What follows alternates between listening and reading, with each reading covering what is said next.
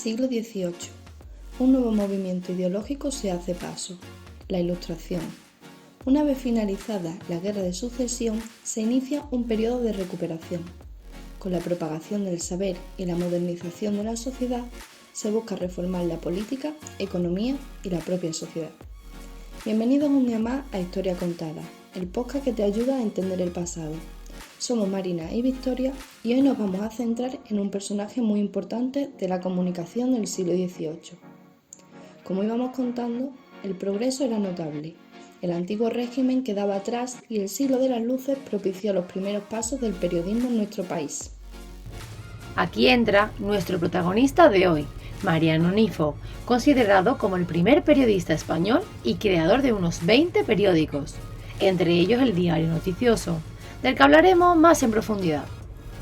Otro de esos periódicos son El Murmurador Imparcial, con un sentido satírico y una crítica literaria, social y de costumbres, La Estafeta de Londres, que explica el comportamiento de Inglaterra en diferentes aspectos, El Correo General, histórico y literario, y Economía de la Europa, que recoge memorias útiles sobre diferentes países. Este periódico se considera una ampliación de La Estafeta de Londres. También El Bufón de la Corte, un semanario satírico en el que aparece una fuerte crítica social, irónica y amarga en un estilo muy variado. Pero, ¿quién fue Nifo? Nifo nació en Alcañiz, Teruel, en 1719, aunque pronto se mudó a Madrid, donde vivió hasta que murió en 1803. Fue una persona cercana a la corte, lo que pudo haber favorecido su reconocimiento como el primer periodista español. Defendía unos valores sobre la prensa bastante similares a los actuales, por ejemplo, que era una forma de transmitir la cultura a un mayor número de personas, de forma más económica y con mayor difusión frente a los libros, que eran bastante caros y no todo el mundo podía permitírselo. Ya en el siglo XVIII, Nifo tenía presente las palabras exactitud, veracidad y rapidez en la información, y consideraba que la prensa era la conexión entre la sociedad y la cultura. Además, que el fin del periodismo era educar y moralizar al pueblo. Por tanto, os mando a todos y a cada uno de vos en vuestros lugares, distritos y jurisdicciones, que siendo os mostrada, veáis mi real resolución y la observéis, guardéis, cumpláis y hagáis guardar, cumplir y ejecutar en lo que a cada uno corresponda, sin contravenir, permitir ni dar lugar que contravenga a ella en manera alguna.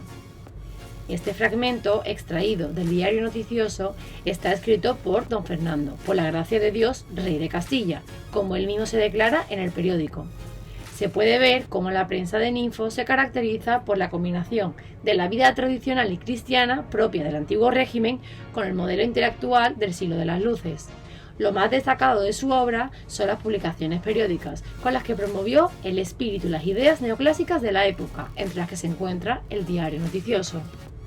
Fernando VI entregó en Madrid el privilegio por el que don Manuel Ruiz de Uribe y compañía podía imprimir y vender un diario con las noticias de cuanto ocurra. Pero, ¿quién es don Manuel Ruiz de Uribe? Pues no es nada más ni nada menos que el propio Nifo bajo un alias. Es sorprendente cómo la administración española del momento concediese autorizaciones a un seudónimo. Esto puede deberse a su estrecha relación con la corte. También se puede leer cómo en el periódico se anunciaban productos e incluso inmuebles, es decir, que se hacía publicidad. Por ejemplo, estos anuncios se encuentran en el artículo 2, que pertenece al comercial y económico.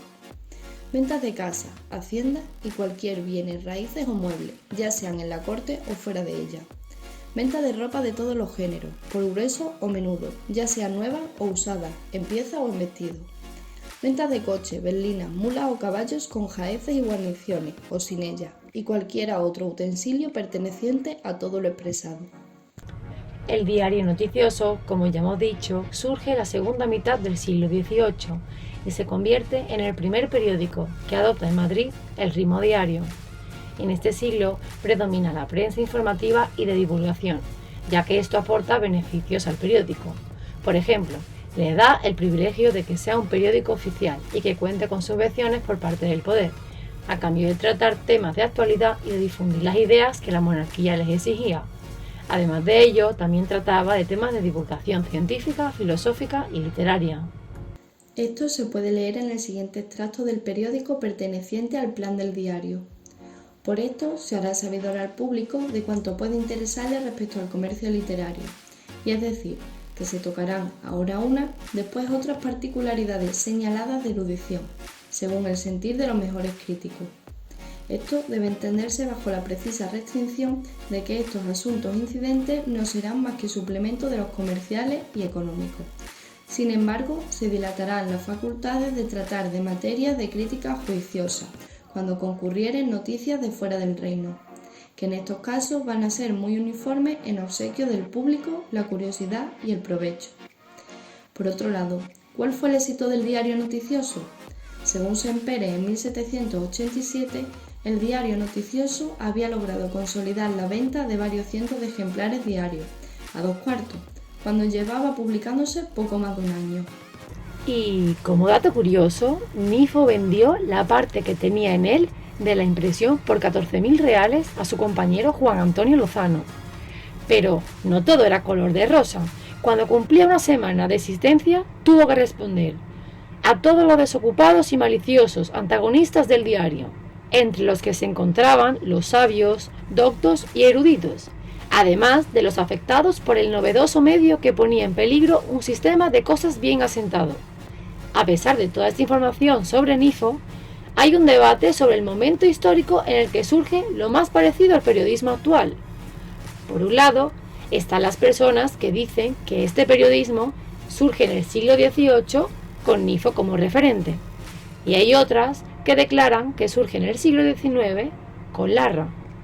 Basándonos en los acontecimientos históricos según su orden cronológico, es evidente que Nifo ya desempeñaba esta labor en el siglo XVIII, por lo que se proclama como predecesor de Larra. ¿Por qué puede existir esta confusión? Pues porque los ideales de Larra se fundamentaban en los ideales del siglo XVIII, por lo que sus ideas eran similares aunque adaptadas a un siglo después. También surgen otros debates alrededor de la figura de Nifo debido a su situación de persona cercana a la corte y que su prensa estuviera subvencionada por el poder, como por ejemplo, ¿ha favorecido Nifo al crecimiento y la evolución de la sociedad española? En nuestro caso, creemos que Nifo ha favorecido a la evolución y consideramos normal que estuviera controlado por el poder. Al final, eso no ha cambiado tanto. Todavía podemos ver cómo la prensa de hoy funciona por intereses políticos, aunque es cierto que quizá si el poder no hubiera estado tan involucrado en el periodismo, la sociedad hubiera tenido más oportunidad de evolucionar antes. Pero, por otro lado, sin esas subvenciones, no hubiera sido posible el desarrollo de estos periódicos. No podemos olvidar que es el siglo XVIII. Hubo un gran cambio de mentalidad, pero aún así había muchas desigualdades, analfabetismo y pobreza. Que haya una mejora en la sociedad no significa que el cambio situara a la sociedad como la de nuestros días. El avance fue lento y progresivo, pero es un hecho. Nifo y su aportación al periodismo han hecho a la prensa ser lo que es. Por otro lado, es muy interesante ver la forma en la que se escribía en este periodo y en la forma de expresarse, como por ejemplo se puede leer en este párrafo. Las criadas y criados de todas condiciones, que se hallen sin conveniencia o acomodo, pueden hacer menos durable la fatalidad que sufren cuando no sirven, dando parte al público de sus circunstancias y las habilidades que tienen y en qué grado de servidumbre quieren colocarse. También en el modo en el que se escribían las palabras, aunque a veces hace que se complique entender el texto. Por ejemplo, hay veces que la F hace de H o S, en palabras como facer o fer, en lugar de hacer o ser, y la X de J. Este ejemplo se puede ver claramente en otro de los periódicos creados por Nifo llamado Casón, que sería cajón, desastre, o montón de muchas cosas buenas, mejores y medianas, útiles, graciosas y modestas, para ahuyentar el ocio, si la rigidez del trabajo antes bien a caricias del gusto. Sí, todo esto era el nombre. Si ahora a alguien se le ocurre poner un nombre así de largo a un periódico, no iba a tener mucho éxito. Para ir concluyendo, si te interesa leer el periódico y ver esto más detenidamente, la hemeroteca digital de la Biblioteca Nacional de España ofrece libremente 5.434 entregas del diario noticioso comprendidas entre los años 1758 y 1781. Muchas gracias por escucharnos y esperamos que te haya servido para entender la historia del periodismo español. Nos vemos en próximos episodios. ¡Adiós!